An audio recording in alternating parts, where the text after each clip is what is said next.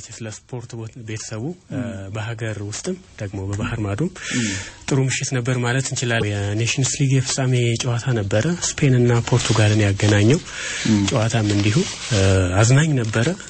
ምሽቱን ዘልቋል አይደል? ትንሽ ሰዓቱ ገፋ ማለቱና እስከ መለያ ምት ድረስ አምርቶ ነበር። አሁን እንደዛ መሆኑ ጥሩ ነበር ማለት እንችላለን። እነዚህና ሌሎች ጉዳዮች ይኖራሉ ብለን እንጠብቃለን።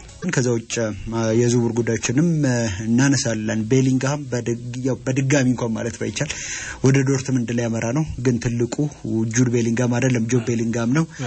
በተቃራኒው ደግሞ ጄሚ ጊተንስ በጣም ጥሩ የሚባል ክህሎት ያለው ትልቅ ተስፋ የተጣለበት እንግሊዛዊ መስመር ተጫዋችም ወደ ቼልሲ ሊያበራ የሚችልበት እድል አለ። ቼልሲ ግብ ጠባቂም ሊያስፈርም ነው። ምናልባት ከዓለማችን ምርጥ ግብ ጠባቂዎች መካከል አንዱ በዚህ ሰዓት ከሚገኙ ዓለማችን ምርጥ ግብ ጠባቂዎች መካከል አንዱን ለማስፈረም ንግግር ላይ መሆኑ እንደዚሁ ተሰምቷል። እነዚህና ሌሎች ጉዳዮችን እናነሳለን። ጣሊያን አሰልጣኙን አባራለች ሉቺያኖ ስፓሌቲን። በርግጥ ዛሬ የሚያደርጉትን የመጨረሻ ጨዋታቸውን ይመራሉ። ከዛ በኋላ ግን ከአሰልጣኝነታቸው እሳቸው መልቀቅ ይፈልጉ ነበር፣ ግን ፌዴሬሽኑ ቀድሟቸዋል እየተባለ ነው የሚገኘው። በቀደም በተለይ በኖርዌይ ከተሸነፉ በኋላ ደግሞ 3-0 ጣሊያን የሚያክል ሀገር ኖርዌይ በጣም ጥሩ ቡድን ነው፣ ግን 3-0 ትልቅ የእግር ኳስ ሀገር አይደለም ያው ከጣሊያን አንፃር እነዚህና ሌሎች ጉዳዮችን አንሳለን። 82 ላይ አድማጮቻችን ከወዲሁ እያደረጉት ስላሉት ተሳትፎ ስለ ሐሳብ አስተያየቶቻቸው ስለ ጥያቄዎቻቸው እናመሰግናለን። እንግዲህ በመረጃዎቻችን ውስጥ አካተን ለመመለስ እንሞክራለን።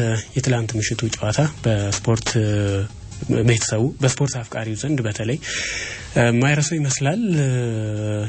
በተለይ የ17 አመቱ ላሚን ያማልና ደግሞ የ40 አመቱ ሮናልዶ በብዙ ርቀት ውስጥ ያሉ ሰዎች የተገናኙበት ነበር። ሲጠበቅ ነበር ከያው ሁለቱ ሀገራት እንትን ማለታቸውን ካረጋገጡ በኋላ በተለይ ፖርቱጋልም ጀርመንን አሸንፋ ስፔንን ፈረንሳይን አሸንፋ ከተገናኙ በኋላ የሁለቱ ነገር እንዲሁ ሳይበር ስፔሱ ላይ ሲነገር ነበርና ትላንት ያንን አይተዋል። እስኪ እሱን መልከት ከዛን ጀምሮ ወይስ ያው የትውልዱ ምርጥ ማን ነው የሚለው በዚህ በሮናልዶ ዘመን የሮናልዶ እና ሜሲ ነበር። ቀጣዩ ደግሞ ላሚን ያማል ከነማ ጋር ነው የሚለው ሌላ ራሱን ይችላል። ሌላ አዲስ ናሬቲቭ ሴት እየተደረጋለ ይመስላል። ግን ክሪስቲያኖ ሮናልዶ ለምሳሌ በእድሜ ከላሚን ያማል አባት ይበልጣል በእድሜ። ክሪስቲያኖ ሮናልዶ የዚህ እንግዲህ በትልቅ ደረጃ መጫወት እንኳን በጀመረ ጊዜ ከዓለማችን ምርጥ ተጫዋቾች መካከል እንዳንዱ መቆጠር በጀመረ ጊዜ ላሚን ያማል አልተወለደም። ግን ትላንትና ምሽት ሜዳ ላይ አንድ ላይ ነበሩ። ያው በተቃራኒ ያው እንዳነሳው ፖርቹጋል ከስፔን ያደረጉት የኔሽንስ ሊግ ፍጻሜ ጨዋታ ነበር። መደበኛው ጨዋታ ክፍለ ጊዜ ብሎም ደግሞ ጭማሪው 30 ደቂቃ 2-2 መጠናቀቁን ተከትሎ ወደ መለያ ምት ጨዋታው አምርቶ በመለያ ምት ፖርቹጋል አሸንፋ የውድድሩ ሻምፒዮንነቷን ለሁለተኛ ጊዜ አረጋግጣለች። በፖርቹጋል በኩል ኑኖ ሜንዴሽ 26ኛው ደቂቃ ክርስቲያኖ ሮናልዶ 61ኛው ደቂቃ ላይ ጎሎችን አግብተዋል። ግን ማርቲን ዙቢሜንዲና ሚካኤል ኦያርሳባል 21ኛውና 45ኛው ደቂቃ ላይ ባገቧቸው ጎሎች ስፔን በሁለት አጋጣሚዎች ተመራ ነበር እና ደግሞ ሁለቱም ተጫዋቾች የሪያል ሶሲዳድ ተጫዋቾች ናቸው። በጣም የሚያስገርም ነው። በግጥምጥሞሹ ደግሞ ሁለቱም ተጫዋቾች በተለይ ደግሞ ማርቲን ዙቢሜንዲ በትልልቆቹ ክለቦች እየተፈለገ የሚገኝ ሚካኤል ኦያርሳባልም እንደው አሁን እድሜው እንደዚህ ገፋ ሳይል በፊት ሪያል ማድሪድም ጭምር እየፈለገው ለሪያል ሶሲዳድ ባለው ታማኝነት ምክንያት እዛው ክለብ ውስጥ የቆየ እንደውም አንዳንዶች በተለይ ያው በጣም የሚያደንቁት እና ደግሞ የማንቆለጳጳሳቸው መጠን ከፍ ሲል የድሆቹ ሜሲ ብለው ያነሱታል። እሱም እንደዚህ ጎል አግብቷል። ትላንት ጥሩ የመሸናነፍ ፉክክር የታየበት ጨዋታ ነበር። አሪፍ ጨዋታም ነበር። የስፔን ተጫዋቾች በፍጥነት ጨዋታውን ከጎል ጋር የመቆጣጠር ፍላጎት ያለው አይነት አቀራረብ ነበር የነበራቸው በጨዋታው ላይ እና ደግሞ ያም እስከ በቶሎ ጎል አስገኝቶላቸዋል። እንደተጠበቀው 21ኛው ደቂቃ ላይ ላሚን ያማል አሻምቶት የፖርቹጋል ተከላካዮች በተለይ ደግሞ በጎንሳሎ ኢናሲዮ ትላንትና የስፔን ሁለቱም ጎሎች ሲቆጠሩ የዚህ ተከላካይ ክፍተትም ነበረበት። እሱንም ታርጌት ያደረጉት ይመስላል። በተወሰነ መልኩ ማጽዳት ያልሆነለትን ኳስ ነው ማርቲን ዙቢሜንዲ ወደ ጎልነት ቀይሮት አገሩን ቀዳሚ ያደረገው። በአሰልጣኝ ሮቤርቶ ማርቲኔዝ የተጫዋቾች ምርጫና ያሰላለፍ ሁኔታም በተወሰነ መልኩ ግራ አጋቢ ነበር ትላንትና። ለምሳሌ ይሄ እየሰራ ያለን አሸናፊ የዚህ የማሸነፍ ኬሚስትሪ አትቀይርም አይደል? ከበቀደሙ ጨዋታ ብቻ ሳይሆን በባለፈውም ጨዋታ በግማሽ ፍጻሜው ጨዋታ ላይ ለየት ያለ ውሳኔ ወስነው ነበር። በፓሪስ ሰን ጀርመን በጣም አስደናቂ የሆነ ጥምረት የነበራቸው ቪቲኒያና ጆao ኔቬስን አማካይ ክፍል ላይ ማጣመር ኦሬዲ ኮ ሉዊስ ኤንሪኬ ፎርሙላውን ሰርቶ ጨርሶላቸዋል። ግን ጆao ኔቬስን የቀይ መስመር ተከላካይ አድርገው ነበር ሰለፉ ትላንትና ቪቲኒያ የጀማሪ አሰላለፍ ውስጥ ተካቶ የነበረም ቢሆን ማለት ነውና በተወሰነ መልኩ የስፔን ብሔራዊ ቡድን ጆao ኔቬስን ታርጌት ያደረገ ወይም እሱ ላይ ያነጣጠረ የማጥቃት እንቅስቃሴ ነበር። ኒኮ ዊሊያምስ እና ማርኮ ኮሬያ በተደጋጋሚ ያስቸግሩት ነበርና እሱም ለቦታው ባይተዋር ሆኖ ነበር የተስተዋለው። በእርግጥ ሁለተኛው አጋማሽ ላይ ለውጦች አድርገዋል። ካደረጓቸው ለውጦች መካከል ኔልሰን ሰሜዶን ትክክለኛ የመስመር ተከላካይ የሆነን ተጫዋች ወደ ቦታው መልሷል ወይም እሱን ቀይረው አስገብተዋል እና ፖርቹጋልም የማጥቃት እንቅስቃሴዋ የተሻለው ከዛ በኋላ ባሉት ደቂቃዎች ላይ ነበር ማለት ይቻላል። ግን ከተመራሽ በኋላ 26ኛው ደቂቃ ላይ ኑኖ ሜንዴሽ ጎል አግብቶ በትላንትናው ጨዋታ ላይ የጨዋታው ኮከብ ነበር። በጣም ድንቅ የሚባል ምሽትን ነው ያሳለፈው ይህ የግራ መስመር ተከላካይ። እንደ ማርሴሎም እንደዚሁም ደግሞ እንደ ናሽሊ ኮልም እንደ ማርሴሎ የቴክኒክ ክህሎት በጣም ላቅ ብሎ እንደገና ደግሞ እንደነ ማርሴሎ እንደነ ፓትሪስ ኤቭራ ኮሪደሩን በአግባቡ ሲቆጣጠር ነበር። ላሚን ያማል ትላንትና የረባ የሚባል እንቅስቃሴ እንዳያደርግ ምክንያት የሆነው የዚህ ተጫዋች ልዩ ምሽት ማሳለፍም ነበርና ያው ይሄ ምሽቱን በጎል ማጀቡታል። ክርስቲያኖ ሮናልዶ ጎሉን ያገባበት ቴክኒክ ራሱ ከዛ ባሻገር ክርስቲያኖ ሮናልዶ ጎሉን ደግሞ ሲያስቆጥር የመጨረሻውን ኳስ እሱን ያቀበለው በእርግጥ በዲፍሌክሽን ነበረው እና የዚህ የማንቸስተር ሲቲ ተከላካይ ሩበን ዲያዝ በተረከዙ ዲፍሌክት አድርጎታል ክርስቲያኖ ሮናልዶ ኳሱን ከማግኘቱ አስቀድሞ። ግን 26ኛው ደቂቃ ላይ ኑኖ ሜንዴሽ በአገሩን አቻ አደረገ። 45ኛው ደቂቃ ላይ ፔድሪ ድሪብል እያደረገ ሄደውን ኳስ ያገኘው ሚካኤል ኦያርሳባል አገሩን በድጋሚ መራ አድርጎ ነበር። ግን በሁለተኛው አጋማሽ የመጀመሪያዎቹ 15 ደቂቃዎች አካባቢ የመጀመሪያዎቹ 15 20 ደቂቃዎች አካባቢ ፖርቹጋል የማጥቃት ብልጫውንም ጨምሮ ወስዶ ነበር የአውሮፓው ሴሌሳው እና ያው ክርስቲያኖ ሮናልዶ በሌላ ጎል አግብቷል። አጠቃላይ በዚህ በብሔራዊ ቡድን ተጫዋችነቱ ያገባው 138ኛ ጎሉ ነው። ከዛ ባሻገር 938ኛ የዚህ የፕሮፌሽናል እግር ኳስ ተጫዋችነት ጎሉ ነውና 1000 ጎል ላይ የመድረሱ እርግጥ ይመስላል። በጣም የተለየ የሚባል አይነት ጉዳት ይሄ ከዚህ ከፕሮፌሽናል እግር ኳስ የሚያስገለለው አይነት ጉዳት ካልገጠመው በስተቀር 1000 ይሄ ታርጌት ያደረገውን 1000 ጎልን ሳያሳካው የሚቀር አይመስልም። ጨዋታው ያው ከዛ በኋላ በሁለቱም ቡድኖች በኩል ጥቂት እድሎችና ሙከራዎች ነበሩ። ግን እነዛ ወደ ጎል ሳይቀየሩ በመደበኛው የጨዋታ ክፍል ጊዜ ተጠናቀቀ። ጭማሪ 30 ደቂቃውም አበቃ። በተለይ ደግሞ በፖርቹጋል የተደራጀ መከላከልም ጭምር ታግዙ ከዛ ጨዋታው ወደ መለያ ምት ካመራ በኋላ ዲዮጎ ኮስታ በእርግጥ ሁለቱም ግብ ጠባቂዎች ኡናይ ሲሞንም ዲዮጎ ኮስታም ጥሩ የመለያ ምቶች የፍጹም ቅጣት ምቶች የማዳን ክህሎት ያላቸው ግብ ጠባቂዎች ናቸው። ግን ዲዮጎ ኮስታ ይበልጥ የተሻለ የሚባለው ግብ ጠባቂ እንደሆነ ትላንትናም እንደዚሁ ያስመስክሯል። የስፔን ብሔራዊ ቡድን ዋናው አምበል ወይም ቀዳሚው አምበል አልቫሮ ሞራታ ተቀይሮ ከገባ በኋላ አገሩን አሸናፊ የሚያደርግ ጎል ነበር ከሱ ይጠበቅ የነበረው። ግን ጭራሽ የተሰጠውን የመለያ ምት አደራም ሳይወጣ ቀርቷልና ስፔን ተሸንፋለች። ለሶስተኛ ጊዜ ነበር ለፍጻሜ የቀረበችው በዚህ በኔሽንስ ሊግ ውድድር ለሁለተኛ ጊዜ ተሸንፋለች። ፖርቹጋል ደግሞ 2019 ላይ የመጀመሪያውን የኔሽንስ ሊግ ውድድር ካሸነፈች በኋላ በድጋሚ ለፍጻሜ ስትገኝ ይሄ ሁለተኛው ጊዜዋ ነውና አሸናፊ ሆናለች። ክርስቲያኖ ሮናልዶ እንግዲህ በ40 ዓመቱ ሌላ ዋንጫ ከሀገሩ ጋር አሳክቷል። ያው ኔሽንስ ሊግ እንደ ሲሪየስ ውድድር እንደ በቁም ነገር ይታይ ሌላ ራሱን የቻለ ጥያቄ ሆኖ እንደው ስምና ማዕረግ የተሰጠው የዚህ የወዳጅነት ወይም ደግሞ የአቋም መፈተሻ ጨዋታ ነው በሚል የሚያጥላሉት እንደው ደረጃውን ዝቅ የሚያደርጉበት በርካታ የስፖርት ቤተሰቦች እንዳሉ ሆኖ ማለት ነው። ከዛ ባሻገር የደረጃ ጨዋታው ነበር ትላንትና ምሽት ትላንትና ከሰዓት በኋላ የተደረገ በጀርመንና በፈረንሳይ መካከል የተደረገ የጀርመን ብሔራዊ ቡድን አሁን ላይ ይሄ የትውልዶች ከትውልድ ወደ ትውልድ መካከል ያለ ሽግግር ውስጥ የሚፈጠር ክፍተት አለ አይደል? እንደዛ አይነት ክፍተት ላይ ያለ ይመስላል ቡድኑ። ከዚህ ቀደም በመሪዎች የተሞላ ነበር። እንደውም ለሌሎች ሁሉ ሊያውስ የሚችለው አይነት የመሪነት ካራክተር ያላቸው ተጫዋቾች ነበሩት።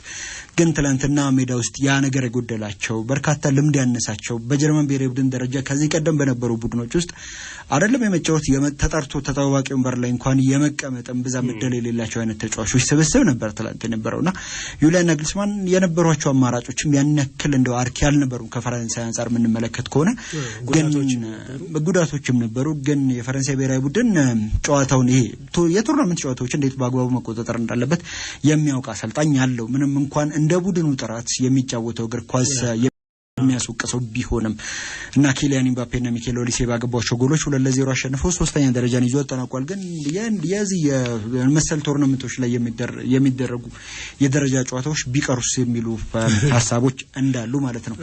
ወደ አጫጭር ጉዳዮች ስናልፍ ጣሊያን ከሉቺያኖ ስፓሌቲ ጋር እንደምትለያይ ይፋ ተደርጓል። በተከታታይ 4 ጨዋታዎችን ማሸነፍ አልቻሉም።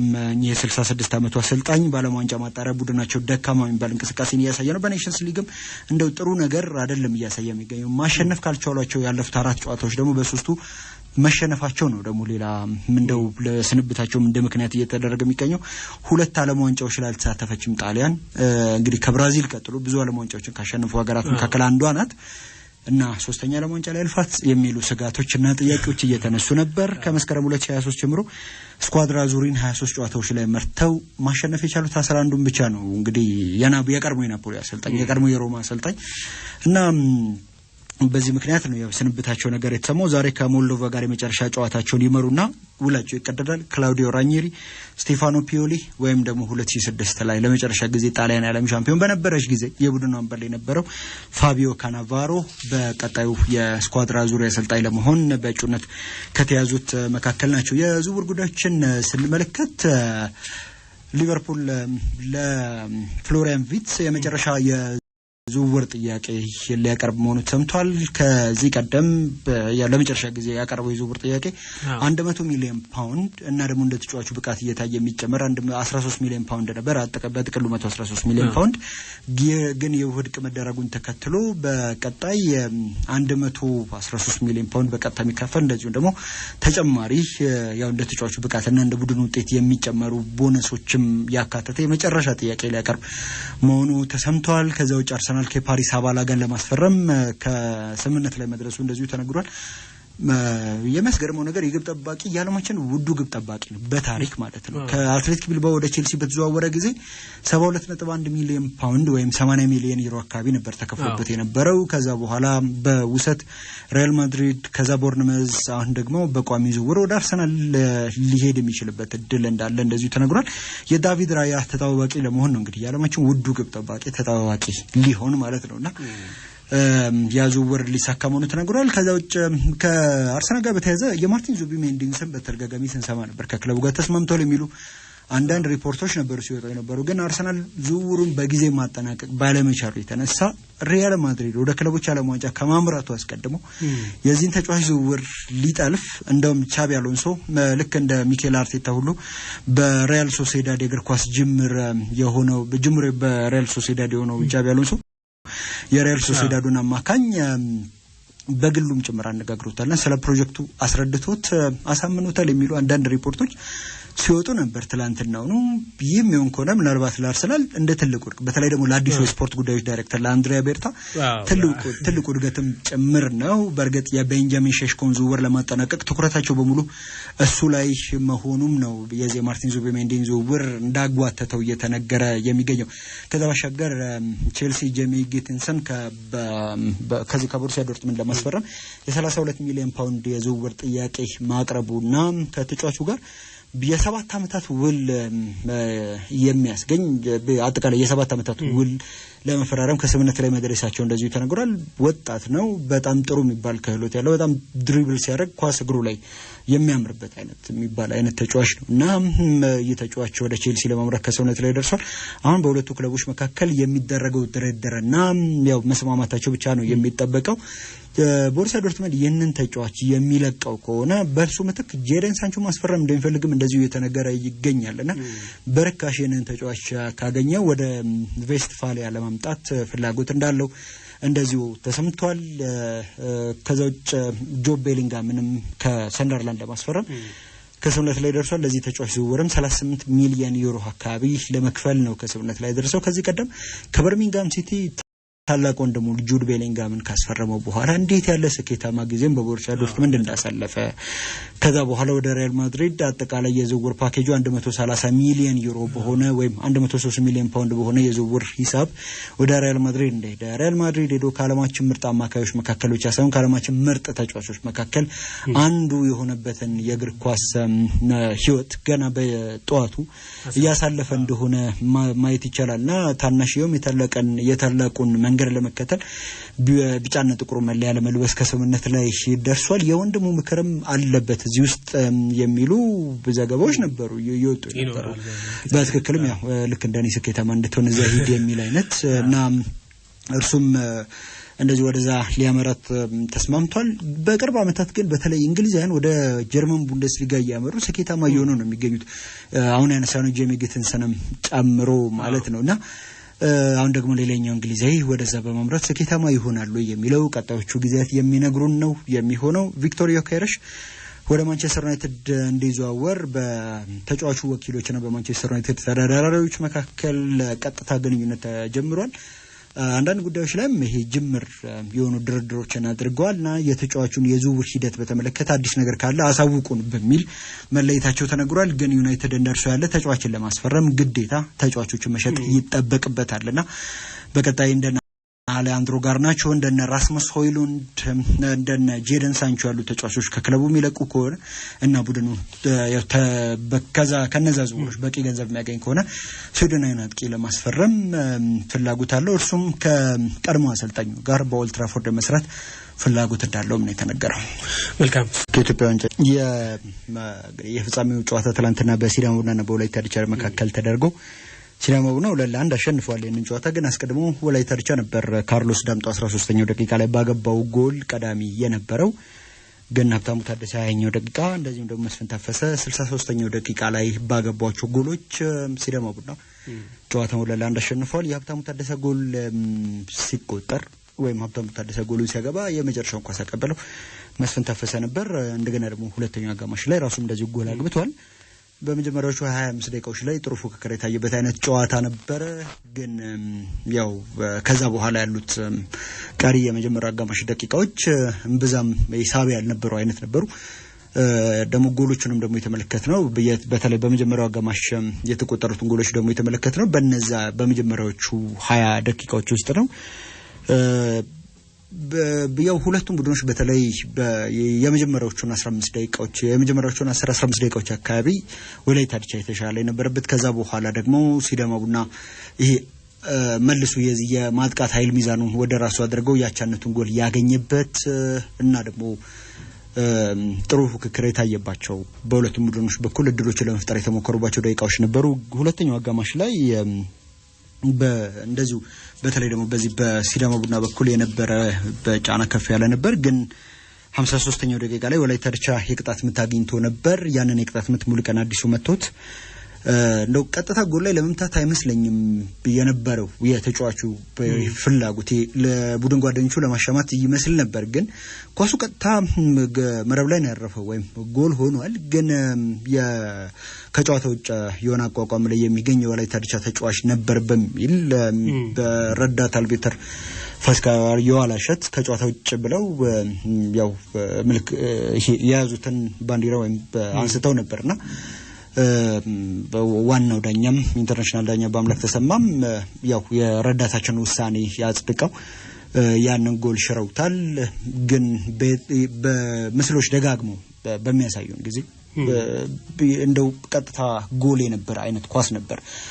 ኦፍሳይድ ውስጥ የነበረው ወይም ደግሞ ከጨዋታ ውጭ በሆነ አቋቋም ላይ የነበረ ተጫዋች አልነበረም በሂደቱን ስትመለከተውና ምናልባት ያ የጨዋታው መልክ ይቀይረው ነበር ወይ ሌላ ራሱን የቻለ ጥያቄ ሆኖ ግን ቢያንስ ቡድን የጨዋታው ውጤት 2-2 እንኳን እንዲሆን ያደርገው ነበር። ግን ከዛ በኋላ ሲዳሙና ወዲያው ነበር ሪስፖንድ ለማድረግ ሲሞክሩ የነበረው ወይም ደግሞ ምላሽ ለመስጠት ሲሞክሩ የነበረው 62ኛ ደቂቃ ላይ እንደዚሁ መስፍን ታፈሰ ጎል አግብቶ ቡድኑ አሸናፊ ሆኗል።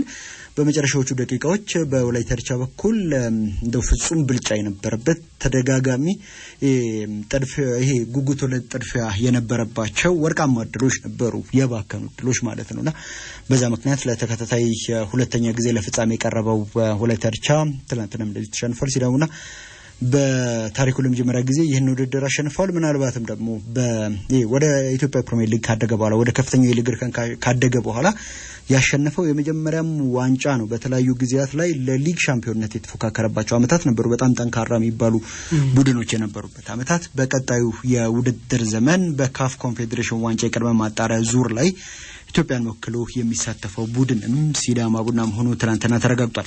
የኢትዮጵያ ፕሪሚየር ሊግ የ34ኛ ሳምንት ጨዋታዎች ትናንትና መደረግ ጀምረዋል። ሁለት ጨዋታዎች ነበሩ ትናንት።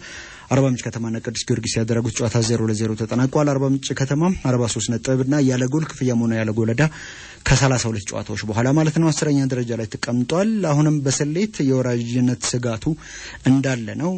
ምክንያቱም የዚህ የወራጅነት ቀጠናው የመጨረሻው ደረጃ ላይ ተቀመጠው ከአዳማ ከተማ በ5 ነጥብ ብቻ ነው በልጦ የሚገኘውና ቀሪ ደግሞ ሁለት ጨዋታዎች ናቸው ያሉት። ቅዱስ ጊዮርጊስ 45 ነጥቦችና ሁለት የጎል ክፍያ ይዞ 5ኛ ደረጃ ላይ ተቀምጧል። ሁለተኛ ተከታታይ 0-0 ያጠናቀቀው ጨዋታው ነው ትላንትናው።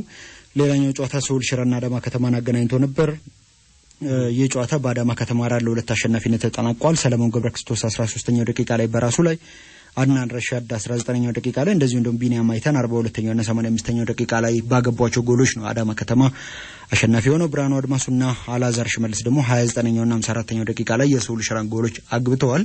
አዳማ ከተማ አራተኛ ተከታታይ ድሉን አስመዝግቦ በላለመውረድ በሚደረገው ትንቅንቅ ውስጥ በስተመጨረሻ የነቃና ጥሩ የሚባል ፎርም ላይ የሚገኝ አይነት ቡድን ሆኗል። ከዛ ባሻገር ቢኒያም አይተን ትላንትና ጎል ካስቆጠረ በኋላ ከእናቱ ጋር ደስታውን የገለጸበት መንገድ ሌላ እንደው ለየት ያለ ትኩረትን የሚስብ አጋጣሚ ይመስላልና ትላንትና እንደዚሁ አዳማ ከተማ ምናልባት በውድድር ዘመኑ ጥቅል መልክ ላይ ትልቅ ተጽዕኖ ያለው ጎል ነው በድል ነው ያስመዘገበው። ዛሬ 3 ጨዋታዎች ናቸው የሚኖሩት። በረፋድ 3:30 ላይ መቀለ ሰባ እንደርታ ከኢትዮጵያ ቡና ጋር የሚያደርጉት ጨዋታ አለ። መቀለ ሰባ እንደርታ ይህንን ጨዋታ የሚያሸንፍ ከሆነ ከወራጅ ቀጠና ወጥቶ በ40 ነጥቦች 12ኛ ደረጃ ላይ ይቀመጣል። ኢትዮጵያ ቡና ደግሞ ከማሸነፍ ውጭ ያለ የትኛውንም ውጤት የሚያስመዘግብ ከሆነ የሊጉ መሪ ኢትዮጵያ መድን ሳይጫወት የሊጉ ሻምፒዮንነቱን ያረጋግጣልና በጣም ኢንትረስቲንግ የሆነ ጨዋታ ምን ይመስለኛል። ከዛ ውጭ 9 ሰዓት ላይ ወልዋሎ ዓዲግራት ዩኒቨርሲቲ ከሐዋሳ ከተማ ጋር የሚያደርጉት ጨዋታ ይኖራል። 12 ሰዓት ላይ ኢትዮጵያ ንግድ ባንክ ከሀዲያ ሁሳና ጋር ይጫወታሉ። የኢትዮጵያ ግማሽ ማራቶን ሻምፒዮና ትላንትና ተደርጎ ነበር። በወንዶች ሌሊሳ ፉፋ ከኦሮሚያ ፖሊስ 1 ሰዓት ከ3 ደቂቃ ከ46 ሰከንድ በመግባት አንደኛ ወጥቷል። ነጋሳ ደቀባ በ3 ሰከንዶች ዘግይቶ ከኦሮሚያ ኮንስትራክሽን ኢንጂነሪንግ ሁለተኛ፣ ሰይፉ ቱራ በግሉ እንደዚሁ 1 ሰዓት ከ3 ደቂቃ ከ58 ሰከንድ በመግባት ያው 3ኛ ደረጃን ይዞ አጠናቋል። በሴቶች ፋንቱ ወርቁ ከኢትዮ ኤሌክትሪክ፣ አይናለም ደስታ ከመቻል እንደዚሁ ደግሞ ብዙ ሀገር አደራ ከሸገር ሲቲ ከአንደኛ እስከ 3ኛ ያለውን ደረጃ ይዘው አጠናቀዋል። ትላንትና ያው የሜዳሊያ በሰንጠረዥ ወይም ደግሞ የሜዳሊያ ደረጃ ይዘው ያጠናቀቁ አትሌቶች እንደ ደረጃቸው የ150,000 የ100,000 እና የ75,000 ብር ሽልማት ከኢትዮጵያ አትሌቲክስ ፌዴሬሽን እንደተበረከተላቸው የአትሌቲክስ ፌዴሬሽኑ አስታውቋል።